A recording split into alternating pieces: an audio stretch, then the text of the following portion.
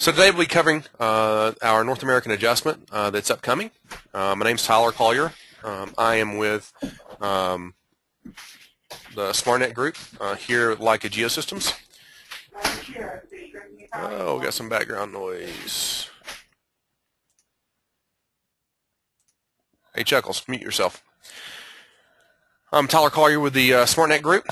So what we'll be covering today is a quick review of where we are now. We're going to go over a couple of the portal feature reviews quickly. We've had a number of questions about this over the last several weeks, and we want to make sure that you guys know what's going on. I talked a little bit about the SmartNet initiative and some of our standards that kind of go along with the preparations for this adjustment. Of course, then we'll start talking about the adjustment, what it means to you guys, what coordinates and epochs, and how we're going to be tracking those in the portal going forward. Some things that will be happening next in the along with the adjustment, and then talking about a common reference frame and wrapping up with questions. So, where we are now. There's a few numbers for you. Currently we have 55 servers in operation. We've added 50 new stations and data streams since our last meeting in December. 20 stations have been upgraded to GNSS capability since December. We currently have 532 stations in SmartNet with coverage in 19 states and 4 Canadian provinces. A few things that we announced back in December was our impending update to Spider 4.2. It has now been completed. Along with this update, we also rolled out 55 new server 2 days and 8 machines. This allows us to have more current infrastructure than we had in place previously. We also completely changed our internal server and IT schema. Will give us a lot more scalability for use going forward. And of course, Spider 4.2 was launched and put in play. So that's where we are. A couple quick reviews of the tools that we have available to us on the portal. If you haven't spent any time on the portal, I encourage you to poke around at it a little bit more. We had some questions of folks wondering how we communicated out and how we got information out to everybody. And the portal is our primary source, along with Twitter and email. So make sure that if you do have questions, we try to put everything we can up on the portals so that you can easily find it without having to get a hold of us. The first section is the download section. If you haven't found this, it's under Resources there on the main page, Resources and Downloads. This holds all of our webinars, including the webinar that you're listening to right now. We'll post this later today up on the website so that you guys can review it, rewatch it, or if you have other staff that needs to see it as well, it will be posted for you there.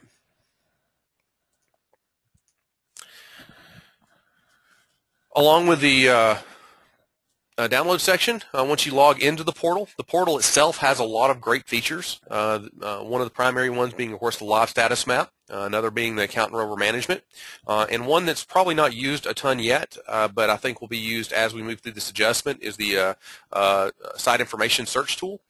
So over on the left-hand side, you can see that you can either enter the site code or enter the RTCM ID of a station, and if you do that, you will be able to find information on the site.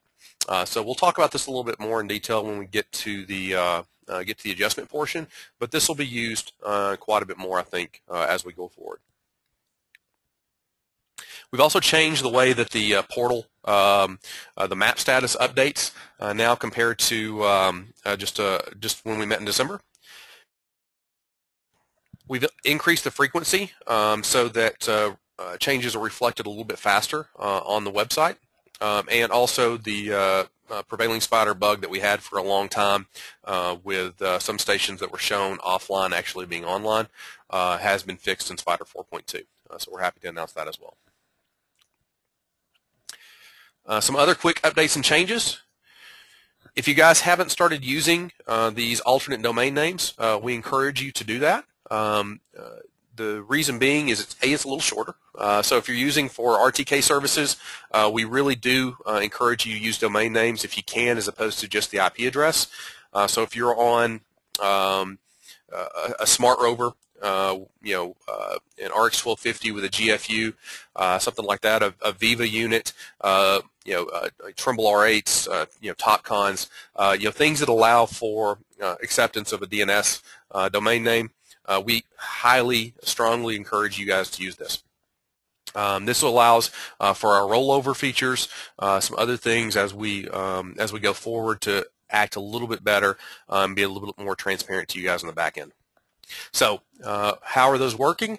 Pretty simply, SmartNetNA.us and SmartNetNA.ca. That's our US and our Canada connections. The XX, the very front of that, is your state or your province. So if you need data, RTK data for Texas, you can type tx.smartnet.na.us and be able to get the RTK data. You can also use this to download Rhinex data, either via the web servers, which we're still working on, or via FTP. So if you just do ftp://tx.smartnet.na.us, that will take you to our Texas FTP server. So you can use this to get data anywhere. You can also use it as a shorter domain name for the website and portal itself, www.smartnetna.us. So I just want to make sure we reiterate that. If you're not using domain names, please do, and you can use these new ones. They're much, much, much shorter. I know some people's eyes gloss over when we talk about Twitter, but last week or a week and a half ago, when we had a data outage that did affect the entire network, it also affected our portal, so our ability to send out emails.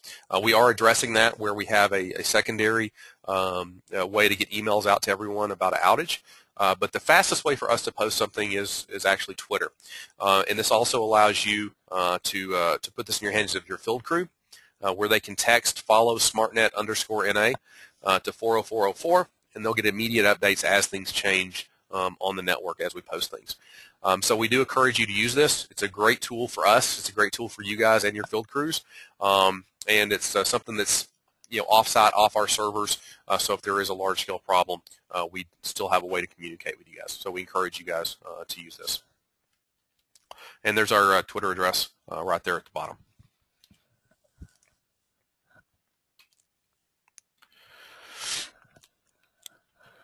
The SmartNet initiative is something we've talked about in the past as well.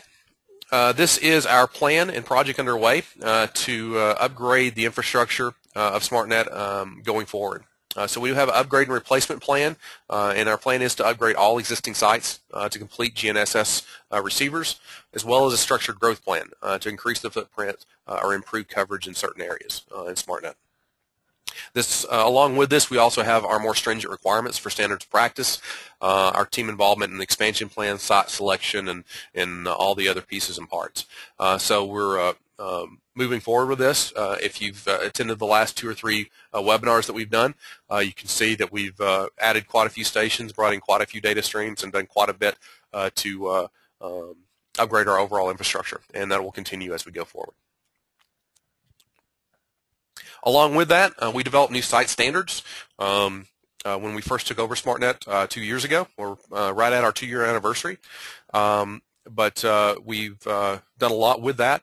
All efforts are made to meet or exceed NGS specifications, and all sites that we put in are reviewed by us prior to installation. This makes sure we have high quality, low latency, and stable measurement data available for network processing, and then in turn out to you guys in the field. We have had questions about old SmartNet stations. As we go through and upgrade these stations, we also look and make sure they live up to our standards.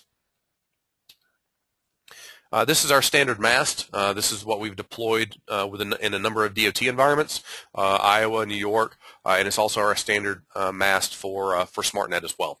It's very rigid. It's very adaptable. You can see we have a couple different ways that it's installed here in these pictures. It's very easy to install, and it's clean and professional. So this is our standard mast that we use throughout SmartNet and also with our DOT installations. So that's the review portion of the presentation. We wanted to kind of blow through that. Hopefully you guys have seen it before. You've heard it before if you've attended one of our webinars. If you haven't attended a webinar, again, the download section holds them all.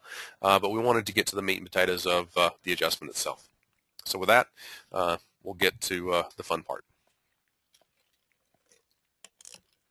So when we started talking about this adjustment, we also started looking at what standards were out there available to us for operations of real-time networks. For a while now, NGS has been working on a draft standard for real-time networks. It was released from draft into review last year. And so we've adopted this as this proposed NGS standard of inclusion of 10% of stations into the national cores into our working model. This assures us both we have the internal integrity we require, so the centimeter level accuracy between stations that we require, while at the same time holding to the national spatial coordinate frame. There's been some problems in the past with the way the cores network was set up to work and the way RTN networks are set up to work. RTNs actually require a higher level of accuracy as far as relative positioning between stations than the cores network because of the density. And so this has always been something that we've wrestled with. And this new NGS proposed standard allows both things to work in concert and as opposed to working against each other. So as part of this, we've embarked on our complete readjustment of SmartNet using Bernice software and adhering to these NGS standards.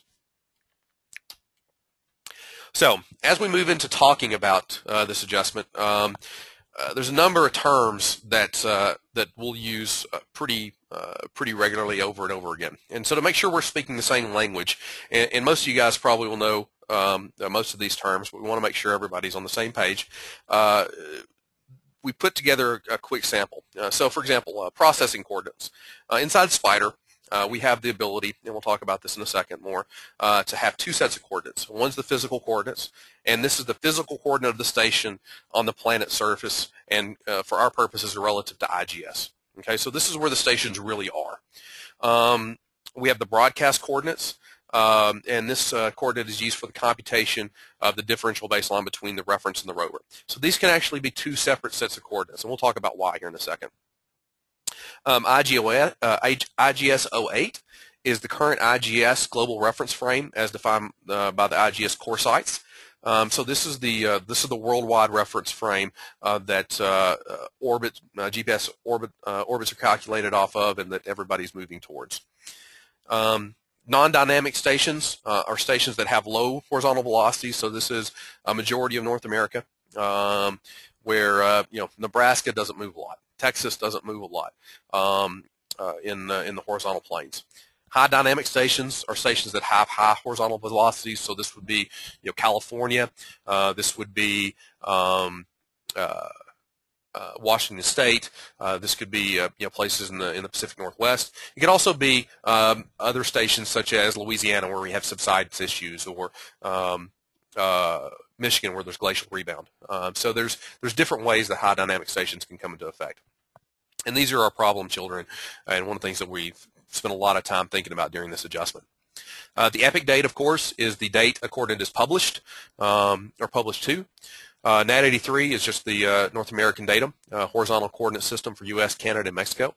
NA 2011 is the national readjustment. This is what NGS has been working towards, and we're working with, of 2011 for the U.S.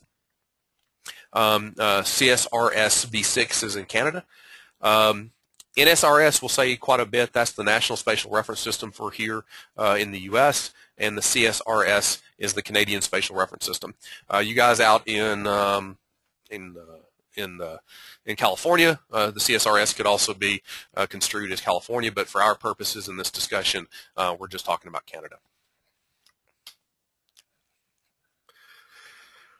So, what's currently underway? Well, a lot of stuff's been completed. Some of the things that are currently underway, we are awaiting the final results from Harebrug. We do have some preliminary information back, but we're still waiting on the final results. And the reason we can be waiting on the final results is we're also waiting on the final NGS publication of NAT83 NA 2011 as well as GEOID 2012. This has been delayed. It was supposed to be launched in February. It's now been pushed back, and what we're hearing is April. So we can't release our adjustment until that new GEOID is also released. And we're also working on a new integrity monitoring and a future adjustment schedule. So just when you think that adjustments are over, we've still got to look at what's coming down the pike as well. And these are under development. So when's it going to happen? As we said last time, the prep has been completed. We have an execution plan in place. We began pushing data to Harebrug back in December. Once the adjustment is being completed and finalized, we'll use 2 weeks of total data from Harebrug for this. We announced about the adjustment back on December 16th in our winter update, but we promised we'd have another webinar to discuss it a little bit detail, so that's why we're here today. The initial projection of February launch was pushed due to the NGS's release of the GEOID 2012. Without the ellipsoidal values matching up, we were afraid of inducing additional error as you go forward. So that's the reason we pushed it back until we get that new GEOID. We'll conduct a final webinar in late March or early April to discuss the final adjustment results and the launch schedule. And of course, this does depend on the NGS's publication of the final 2011 adjustment and the GEOID 2012. And our launch and publish of it will coincide 15 to 30 days after our webinar. So this is where we are right now. We're not to the edge of the cliff yet, but we're getting close, and we wanted to make sure we discussed it a little bit more with you guys today. So, in our terms, we talked about the 2 different types of coordinates that we use. Prior to Spider 4.0, we only had a single coordinate that was available for processing and broadcast.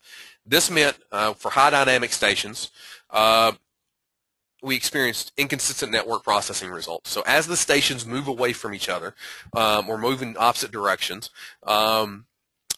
what would happen is the network processing would start falling out of kilter.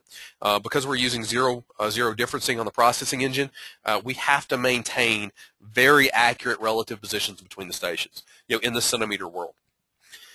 So if we've got, for example, in California, 3 to 5 centimeters of movement a year, you can see that this would cause some serious issues. The other issues is if we always adjusted the coordinates to make sure we had good network processing, these coordinate adjustments were immediately reflected to the user. So, if we had to update our coordinates twice a year, every time we, or 4 times a year, or 5 times a year, or 6 times a year, to make sure that the processing results held true, it would cause problems on the rover side. So this was the issue. With Spider 4.0, we had the ability now to have separate processing and broadcast coordinates. So the physical location of the station is where, as over time things move, so that can be updated, and then the broadcast coordinates are where we're actually telling you when you compute your ambiguity solution, what the broadcast is. So, what does this allow for? This allows for us as the network operator to adjust the processing coordinates for optimal network processing, so we can go in the back and continually update those coordinates as we see fit, and it not be reflected to you as the user. And this allows you as a user to complete projects without new transformations, adjustments, or having to worry about any of that other stuff. So this was a great step forward for what we could provide. Well, that's kind of some of the background of what's going on, what we've got going on, and what's been happening. But the question that's probably on everybody's mind right now is, what does it mean to you? So we'll get this out of the way so we can move on to, what's going to happen.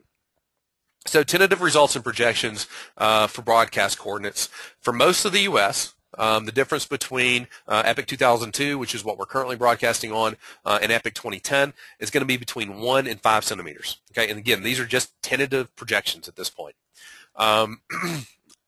In Northern California, where we completed an adjustment last summer to kind of bridge the gap between our whole scale adjustment and what we were running at there. We expect somewhere in the 3 to 8 centimeter shift. Okay, and these are really projected results because we're having to project using HTDP into the future of what we think the epic of the station will be when NGS actually gets around to publishing it.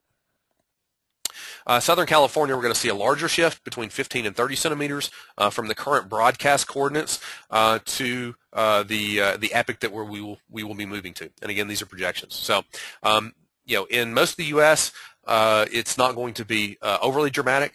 In California, in Southern California, for example, it could be a fairly significant shift, and we're aware of that, and that's why we want to make sure you guys are aware of it, of course.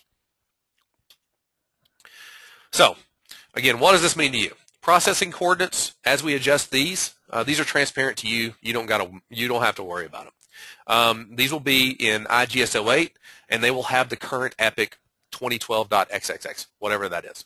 For example, if the adjustment was conducted on April 1st, 2012, processing coordinates of the station would be IGS-08 epic 2012.249. Okay, so these are in the background. These are what you guys aren't going to have to worry about, but these are what make the network processing possible. Okay, so our IGS coordinates will always be of the current epic, so the time that the adjustment was actually processed. So for broadcast coordinates, what does it mean? So for non-dynamic stations, we will use the NSRS common epic. So that in the U.S. will be NAD83 NA 2011 epic 2010. So that is the epic and the reference frame and datum that NGS is adopting here in the U.S. So that will be what our common epic is. In Canada, it will be NAD83 CSRS V6 epic 2010. So for non-dynamic stations, stations that don't move, areas that don't move, we will have a common epic for everything that also ties to the common NSRS and CSRS epics and datums that are currently out there or will be out there when they're published. So those are the easy stations. In high dynamic stations, we're going to be what we're terming an alternate epic. So if in California, for example, we use an NAD83 2011 epic 2010 like everywhere else, we now have a 2-year-old epic. That means in some areas we could have anywhere from 6 to 10 centimeters of error between stations. This won't work. So we have to figure out a way to address this. And our way to address it is we're going to have an alternate epic for these high dynamic stations.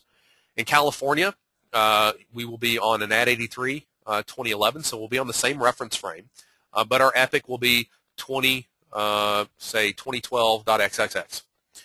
Washington, Louisiana, and Canada, any stations that are in high dynamic environment will be similar. They'll have that alternate epic. For example, if coordinates in California were published on April 1st, 2012, our broadcast coordinates coming out of the station would be NAD83 2011 epic 2012.249. Okay, let me say that again. We'll have an alternate epic, and that alternate epic will be based on when we publish the results. April 1st, 2012, broadcast coordinates would be NAD83 2011 epic 2012.249. Okay, so we're still on a common datum. We're still tied to the same reference frame. We just have a different epic for our stations. Next question is how are we going to track all this? Well, for the U.S., on the portal, you're going to be able to find all this information in one place. So when you go to the portal and you use that site search information search tool, you'll be able to come on and you'll be able to see the processing coordinates, the NSRS common coordinates, and if a station has an alternate epic coordinate, all in the same place. All right? So we will publish on the portal our IGS 08 current epic for all stations. We will publish on the portal the NAD 83 2011 epic 2010 for all stations. That way, if you are working on a project, you still have a tie, even if you're in a high dynamic environment, between what you got out in the field and the common NSRS reference frame. Okay, so both of these coordinates will be available on the portal for all stations. With stations in high dynamic situations, California, Washington, Louisiana, anywhere else we determine that it may be necessary to have an alternate epic, we will have an alternate epic for the current broadcast coordinates. So NAD 83 2011 epic 2012.249 when this adjustment launches. So in California, when this adjustment launches, our projected epic we think will be 2012.249 or something in that ballpark. Okay. So this is a little bit more confusing, but we will have a way for you guys to see what epic is out there and also a tie to the common epic as well. In the Canada, exactly the same. We'll be publishing the processing IGS 08 for all stations, the CSRS common epic V6 for all stations, as well as any stations that we determine are in a high dynamic environment. This is under evaluation still. We'll be broadcasting that alternate epic and publishing that alternate epic as well. Any questions on this? I'm not seeing a lot of questions pop up, so hopefully either I'm doing a real good job understanding it or explaining it, or we're all lost together. So, going forward, this addresses in our high dynamic situations today or when it's published, that instance in time. But going forward, we still have issues. For example, in California right now, between Watson and Gilroy, two stations that were processed just last July, we're already seeing approaching 3 centimeters of error between those two stations. So, this is a little over 6 months ago. So this is a problem for customers in that area. If they're between two stations and they get data one day from one station and they move just a little bit and get data from another station the next day, and their jobs don't line up. So we have to figure out a way going forward to address this, both on the broadcast as well as the processing coordinates, because over a year's time, the coordinates won't fit together well, and we'll start seeing our network solution fall apart. So going forward on our process coordinates, we'll be running, and this is still under development. This hasn't been finalized, but this is our plan at this point. We'll run a cross-check adjustment. And cross-check is just a service that we have as part of Lyca systems to do large-scale checking and integrity monitoring. And this will be run on a monthly basis to evaluate the coordinates of all stations in SmartNet. These processing coordinate updates will be done for high dynamic stations, California, Louisiana, and Washington on a quarterly basis to make sure we maintain our internal integrity that we require. For non-dynamic stations, we will evaluate and probably adjust these on a yearly basis to make sure that we still have the best IGS coordinates on those stations in the background as we can. But they'll also be evaluated quarterly for displacement that falls outside of what we require. Our processing coordinate epics will always be of the current epic published. So if an adjustment was conducted today, the epic would be 2012.145. All right, so these are the coordinates in the background. These are the coordinates in the background. These are the coordinates that won't affect you out in the field.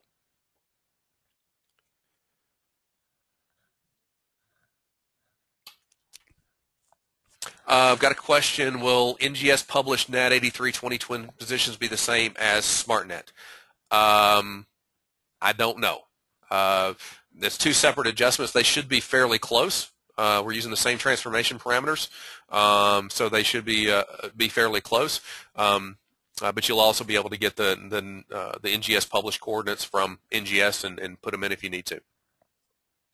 Another question, will there be a way to select the alternate epic on the rover, or will it just be on the portal? We'll talk about that in just a second. So for broadcast coordinates, we'll also run a cross-check adjustment as well. This will be run on a monthly basis to evaluate coordinates of all stations of SmartNet. So for broadcast coordinate updates, we'll actually have to do this more frequently.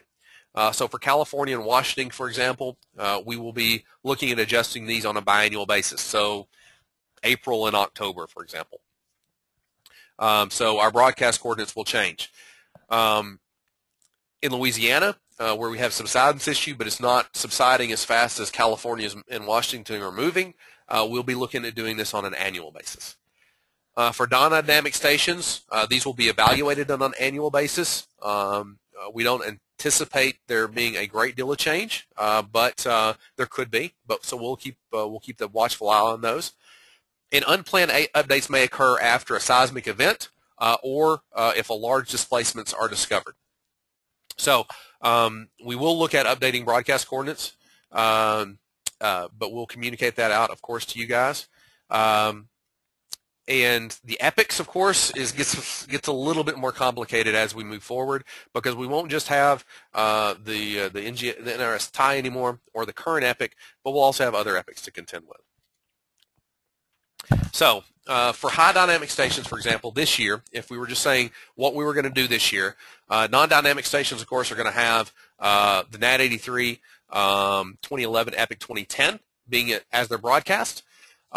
In California, for example, if April 1st is when we published our adjustment, the NAT 83 2011 Epic 2012.249 will what we would be broadcasting. If we move forward in time to October, and we do another adjustment and we publish that, that epic would be 2012.749, and so on and so forth. As every 6 months, as we have to do those adjustments, we would be broadcasting that epic. In 2013, April 2013, we would be epic 2013.745 or something like that, because there's only 365 days next year. So this is where it gets a little bit more confusing. But on the portal, we'll have a way for you guys to see what the current broadcast epic is of any station in SmartNet, be it non-dynamic or high dynamic station. Okay, that's kind of the takeaway from this. All right, but they could change depending on the time of year or when adjustment was completed. Next question we know is, how do I handle this in the field? So if we look back for just a second, on this one we're talking about what broadcast epics we're going to be using. Okay, on this one is how we track them. So this is going back just a couple slides. Again, whatever our current alternate epic that we're broadcasting will be published on the portal. So you will be able to go onto the portal and see what the current epic is that we are broadcasting out of Spider. Okay, so along with the IGS, the common, we'll also have that alternate epic published so you guys can see it. And as we make changes in our epics, we'll also notify you guys as users. We'll send an email out that says, hey, it's October 1st. We finished our adjustment. Here are the results. We are changing on this date. We'll probably do that 30 days or 15 days before we actually do the change. So why are we doing it this way? Why are we going to have two different epics available for high dynamic stations? Again, it's so that we have that common tie to NAT 83, NA 2011, Epic 2010. So we tie to that tie to the NSRS. So we have that common tie. And we're using those current broadcast coordinates, those alternate epics, to assure that we have the best fit in real-time applications in high dynamic areas. Okay, we have talked to NGS folks about this, and this is an issue that everybody is going to run into as we go forward. This is the best idea that we could come up with for this. Okay, publishing the common tie and having this alternate epic to make sure that we have the best fit available to us going forward.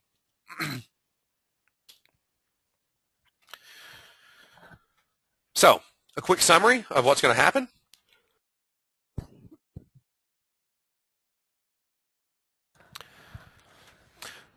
Processing coordinates for here in the U.S. will be IGS 08 current epic. This will be for all stations.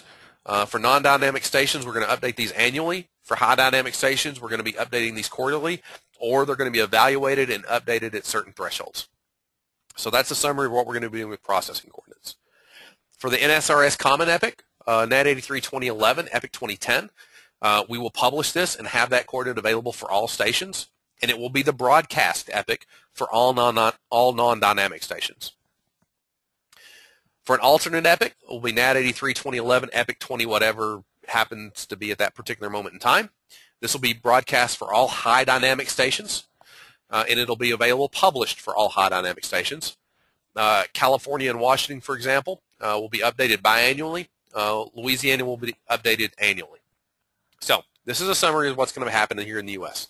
This is kind of culminating all the other slides and putting them in one place. In Canada, similarly, we'll have the processing coordinates will be IGS 08 current epic. This will be published for all stations.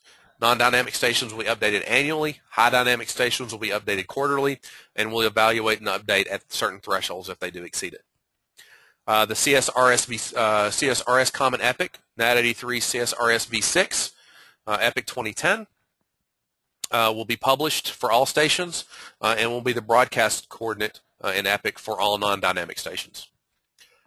Alternate epics will be published for high dynamic stations and broadcast for high dynamic stations in Canada, and we're still evaluating what stations may be high dynamic or not, and they would be updated annually or biannually depending on the amount of movement that they may have. We don't think anywhere we have Canadian coverage currently that this is a big issue, but we want to make sure that everybody knows what's going on. So,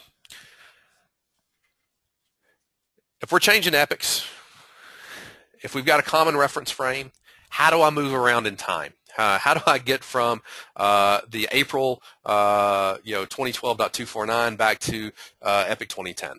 How do I get from my October Epic that may be coming back to my April Epic or even back to Epic 2010? So these are questions that we've been wrestling with internally to make sure that you as users out in the field get not only the best answers that we can, or the best corrections that we can provide to you, but also a way to move through time. So how do we get processing coordinates to a common epic? Doesn't matter. They don't affect you in the field, so you don't got to worry about them. So for broadcast coordinates, though, this is a bigger, larger question. We just had a question that pop up. I'll assume we will use HTTP to get back. Well, that's one way that we can do it. The other thing that we are going to do, and this is currently still under development, we're going to have to do some testing on this to see what we see on this. But we will provide CSCS models. So these are country-specific coordinate systems, so large-scale coordinate systems and transformations. They will have a disclaimer on them because there could be areas in the model that where you have convergence and problems. But these will be available for download, or parameters will be available for manual entry on the portal. Okay, and these are instances in time, guys. These are not like HTTP where I can choose, this date to this date to this date and project back and forward. But this will allow customers to project back to the last adjustment, or to the NAT 83 Epic 2010 Common Epic. Okay, for example, in 2012, assuming that everything goes exactly the way that we hope, we will publish new broadcast coordinates in April and October for California. So a CSCS model will be made available that will allow us to take it from Epic 2012.249, so that's April 1st Epic, back to the Common Epic of 2010.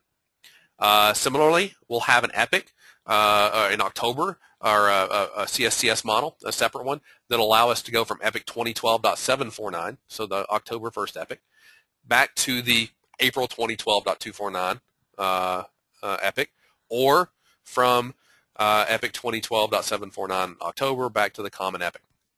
So we'll always have a projection from the current Epic to the Common Epic, and we'll also always have a CSCS model available from the current Epic to the last Epic.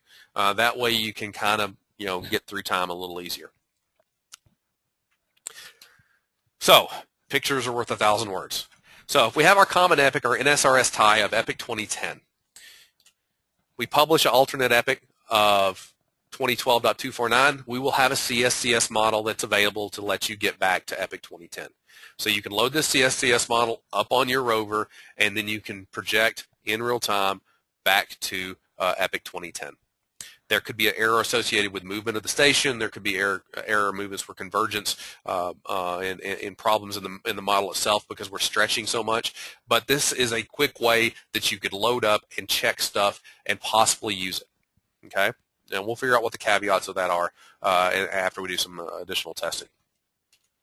Additionally, if we publish another alternate epic later in the year, we'll have a CSCS model that allows you to go back from the new epic, 2012.749, to the last adjustment, 249, or we'll have a CSCS model that allows you for that new current epic to broadcast back to 2010. So, again, this is still under development. This is our crazy, wacky idea that we've come up with. We have floated it out there to some people that are much smarter about transformations than us, and this is the best idea that we could come up with for real-time applications. It's a struggle even with NGS because they do talk about HTDP, which we'll talk about right here. And we will have a link on the website that will take you to the NGS HTDP calculator, and we will have some instructions there to help you understand better how to move between epics to improve fit of your projects over time. NGS kept defaulting back to HTTP because thinking of a static nature, I can always project later. But if I'm doing layout work from day to day, after an adjustment, something like that, these are things in real time that nobody's really thought about before. And so it's something that that we're kind of trying to have to handle as things pop up. Okay, so this is how we're going to handle getting back to a common reference frame or getting between the epics that we publish. If you're in these high dynamic environments, of course, having local control on the ground where you can tie into it and do a new projection or a new transformation or a new localization is always available to you as these changes happen. But we're also trying to provide something that happens on a larger scale as well. So what does HTDP mean? Horizontal time displacement program is what HTDP means. It's available for NGS for high dynamic environments such as California, Washington, Alaska. So it's a tool that's available on the NGS website. So wrapping up, taking a step back, looking at this again, what's next? So we'll actually be conducting this webinar again in mid-March, again trying to get more folks to show up and to talk about this.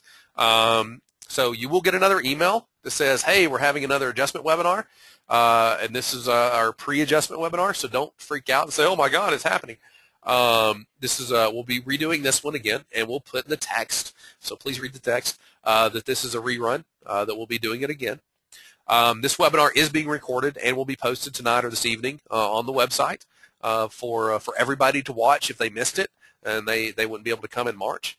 We are waiting on the final results from Hairbrook, and we will post a draft of review for this on the portal for everybody to look at once we get those final results back. We wanted to wait a little bit longer because we don't want to publish or have new coordinates on stations, and then it's another 3 months before we actually get them. So that means California's moved more. We are waiting on final NGS publication of NAT 83, NA 2011, and the GOE 2012. We will have a final webinar in late March or early April once we find out from NGS specifically when they're going to be able to publish their results. I discussed the final adjustment results and launch schedule, so make sure everybody's up to date on that. We will then publish and launch the adjustment 15 to 30 days after the webinar to coincide with the NGS NAT 83, NA 2011, and GOE 2012 launch. And of course, we're continuing to develop this new integrity monitoring and a future adjustment schedule. So the things that had the asterisks next to them of cross-check and what we're going to be doing going forward, we're still working on that. We've got the framework. We've got most specifics working out. It's now just delegating resources and figuring out how we're going to execute that to make sure it's not disruptive to you guys out in the field. Also, quick sneak peek, new exciting development as well is we've got the website is going to be updated here in the next near term. So for you guys that have just figured out how to move around the website, we're going to change it up on you a little bit, keep you on your toes. Ideally, hopefully that the changes will be made a lot for the better, a little easier to find stuff. As well as better overall interface as you get into the portal as well. So we wanted to give you guys first sneak peek of what it's going to look like. Special thanks we want to send out to Bill Henning at NGS for discussing the implications and ideas of RTNs in these high dynamic environments. Richard Snay at NGS for providing the transformation parameters between IGS 08 and NAT83 2011, as well as listening to us ramble on about how we might be able to use CSCS models and give us some good input back on that. Mike Kramer at GSD in Canada. He provided us the transformation parameters for IGS 08 to get across to CSRS v6. These gentlemen have provided a great deal of information over to us over the past several months as a part of these preparations. And they've been very accommodating to listen to me and our ideas about insanity during this entire process and how we're going to handle it. Additionally, we'd like to thank Alex and our guys over in Hairbrug for their hard work and assistance on this project and our ongoing plans. And then last but certainly not least, you, our customers. We know this adjustment's been promised for a long time. It's been under development for a long time, but we hope you guys see all the effort and preparations that have been devoted to it to make sure we get it right the first time. It's not as easy as just throwing some numbers down on the page, unfortunately.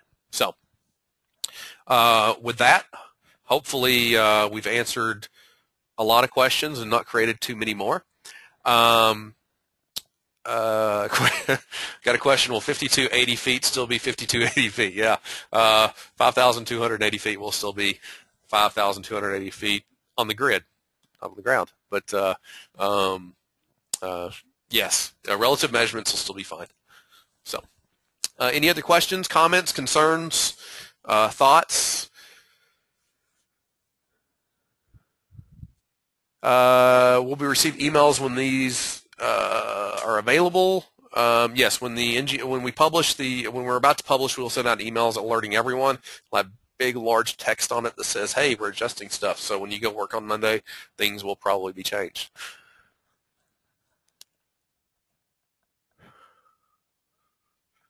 Okay, guys. Well, I'm not seeing any other questions come in on the adjustment. Hopefully, it's not just out of sheer confusion. Hopefully, we've explained everything well. This has been a learning process for us, as well as hopefully it was you guys. If you do have any questions, concerns, please send us an email, nafta.smartnet, near at the bottom of the page, or you can go to the contact page on the portal and put your question in. We encourage you guys to do that. If you do have other questions, you'll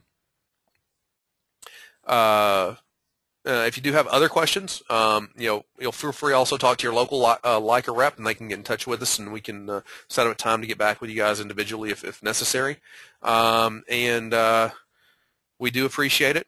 And if you guys don't have any more questions, we'll hang out for a second. So anybody that's ready to bell, you guys can go ahead and hop off, and we'll monitor the question and answer thing for a few more minutes.